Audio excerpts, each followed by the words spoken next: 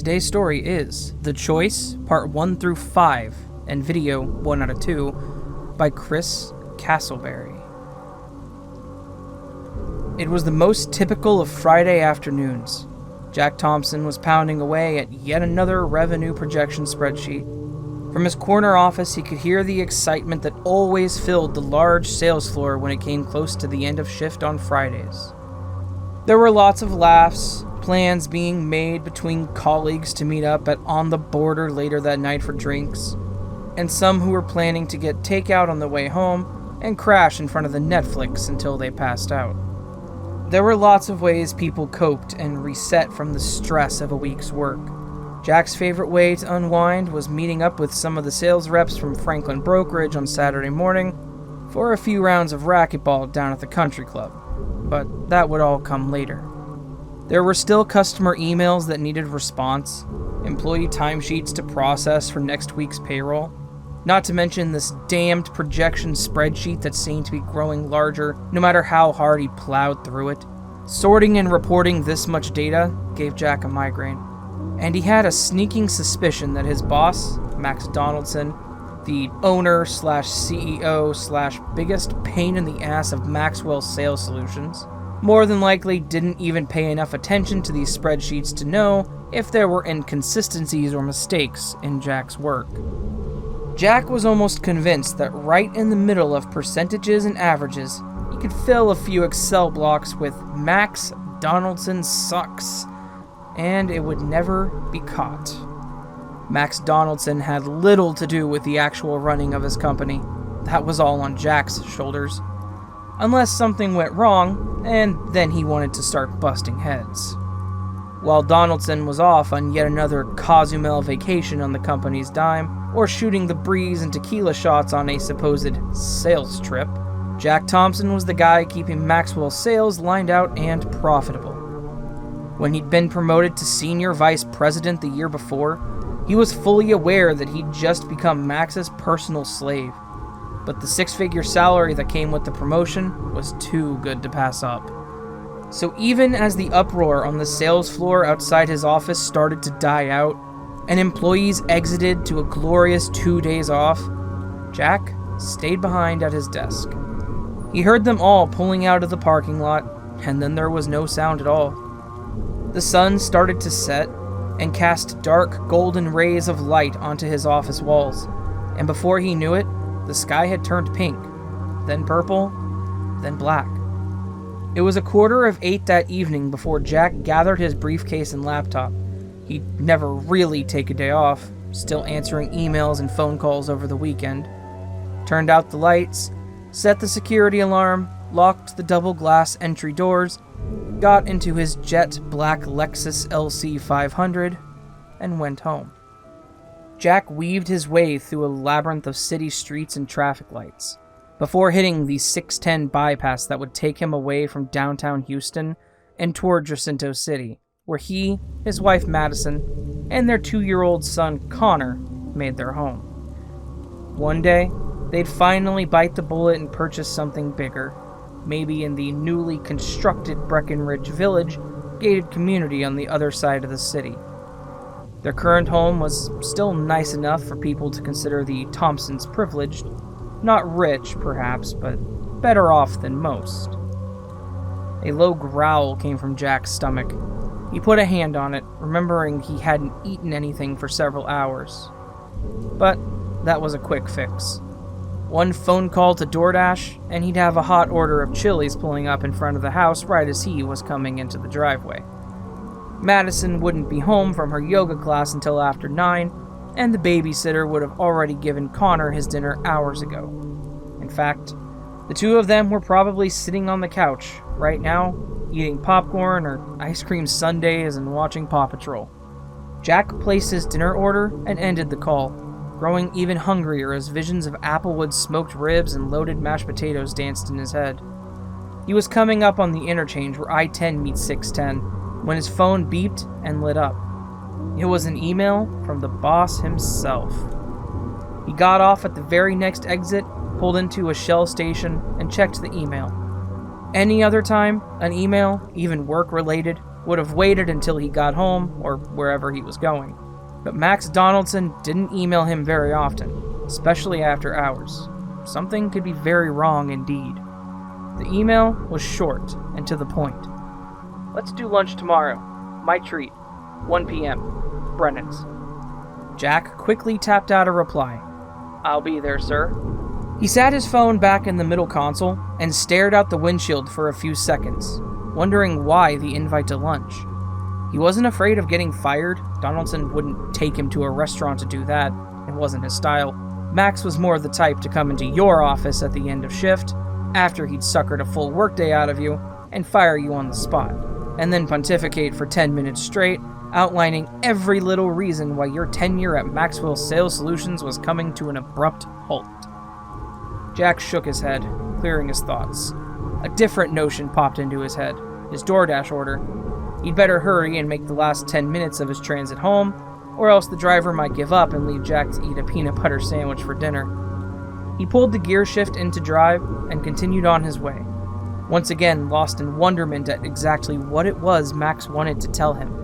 What was so important that it warranted a free meal at one of the swankiest restaurants in the Houston Metroplex? Maybe it was something huge. Maybe something that would mean more money in Jack's pockets. Then again, it could be nothing at all. And if it turned out to be nothing at all, at least he'd get some grilled oysters and pecan-crusted catfish out of the deal, and Jack was completely okay with that. Jack had just got his car in the garage when a notification beeped on his phone that his food had arrived. He quickly gathered his briefcase and laptop, threw it on the kitchen counter, and then made his way to the front door. The delivery guy had already given the doorbell a ring and was waiting patiently.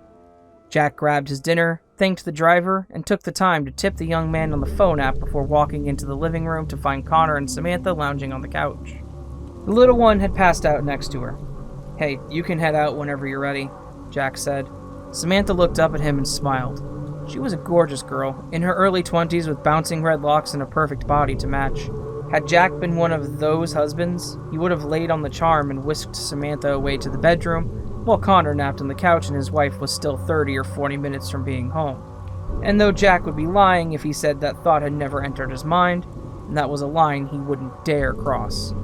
It was like his dad had always told him, "Son, you can look all you want, just don't touch." "How much do I owe you for tonight?" he asked. 40, she replied. Jack smiled. "You want cash, or you can just PayPal it to me," Samantha said, grabbing her coat off the rack in the foyer and heading for the front door. Jack opened the door for her and told her to be careful driving home. He glanced in on Connor once more to make sure he was still asleep, and then went to the kitchen for his dinner. He pulled the plastic lids off the containers and decided to microwave his ribs and potatoes back to nice and steamy. As the food was reheating, Jack opened his laptop and scrolled through the work emails he'd received since he'd left the office. The microwave beeped and shut off, and Jack closed his laptop. He had just sat down at the table with his dinner and a cold glass of iced tea when he heard the garage door opening. Madison had made it home earlier than he anticipated. He smiled. He'd missed her today, as he did most every day he was at work. It seemed he was always at work. He took a bite of his ribs and kept his eyes on the door that led from the garage to the kitchen.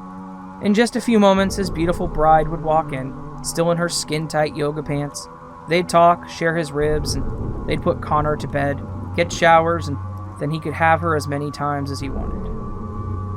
Jack was fast asleep in his recliner when it happened. Madison had sat with Jack and talked and laughed about different things they had experienced that day. Stupid things people had done or said at work. A funny meme one of her friends had shared that had sent her into hysterics. She pulled her phone out to show Jack so he could have a good laugh as well. And when all of the ribs and potatoes were gone, Madison told Jack she was going to get a shower. "Can I come with you?" Jack asked with a sly grin on his face. "Boy, no," she clapped back at him. "I'm sweaty and disgusting." She looked over at Connor still asleep on the couch. "You can go put your son to bed, and then once I get cleaned up, maybe I'll let you do something dirty to me." Madison offered Jack her own devious smile at the notion, biting her bottom lip in a sensual anticipation. She got up and kissed Jack on the cheek, then walked toward the bedroom. Jack put his takeout containers into the trash and went into the living room. He looked down at Connor, who was the apple of his eye, sleeping like an angel. An unconditional love for his son washed over Jack as he reminded himself for the millionth time that he'd do absolutely anything for this little boy. He gently lifted his son and took him into his bedroom. Connor rustled a bit when Jack put him to his bed, but nestled into his pillow and pulled the coverlet over his shoulders and was back out again. Jack bent down and gave Connor the lightest peck on the cheek. "Sweet dreams, baby boy. Daddy loves you." Several minutes later, Madison walked out of the bedroom in a pink silk nightie looking for Jack. Surely he wasn't still looking at work emails. He should have had more than enough time to get Connor in bed, and should have already been in the bathroom getting cleaned up for the little erotic soiree they had planned. "Jack?" she called, not at full volume for fear of waking Connor, but loud enough to elicit a response. There was none. She peeked in Connor's room to make sure Jack wasn't in there. He wasn't. Farther down the hall, "Jack?" No response. He wasn't in the kitchen either. The table had been cleaned off and all the lights were off, which meant he wasn't out in the garage or in the laundry room. "Jack? Where are you?" she asked, her volume elevated and a hint of desperation in her voice. For some reason, she almost expected him to jump out from behind a corner and scare her like they were 5 years old again. A little innocent play before the real foreplay began. But the house was quiet and still. Madison walked through the kitchen and into the living room. The television wasn't on, but she noticed a white glow coming from in front of Jack's recliner. A couple more steps and she saw socked feet propped up and Jack's head leaned over to one side. He was fast asleep with his phone still in his hand. On the screen were a list of emails he'd been going through when he passed out. She smiled at him adoringly. He worked so hard to provide for them, put up with more at work than she could imagine, and it was obvious the long hours he'd put into that day had exhausted him. She grabbed the microfiber throw off the back of the couch and draped it over him, placed his phone on the side table, then kissed his forehead and went to bed. In that moment, Madison didn't know it might be the last time her lips ever touched his skin.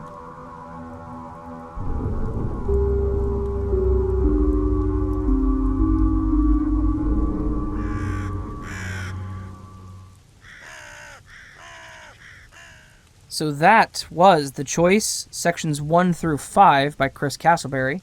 I decided I wanted to do this story in 2 sections. The first section being this slight build-up to something interesting. And then the rest of it's actually going to be the climax to the finale. So the story has 13 sections technically. So 1 through 5 is video 1, 6 through 13 are going to be video 2. So look forward to that. Yeah, I know, I'm a bit of a tease and I'm sorry, but I had to do it. Because I wanted to. Anyway, if you guys enjoyed it, please do hit that thumbs up button. And if you're new to the channel and you like what you heard, please consider hitting that subscribe button. Helping the channel grow is very amazing of you to do, and it means so much to me. If you really like the story, consider leaving a comment. I would love to hear from you and see how you're doing. Down in the description, you'll find links to the Wattpad page for this entire story, as well as a link where you can submit a story to me if you have one that you would like me to read on the channel. All that said, friends, I hope you have a fantastic day. I love you all. See you in the next video, but until then, sleep well.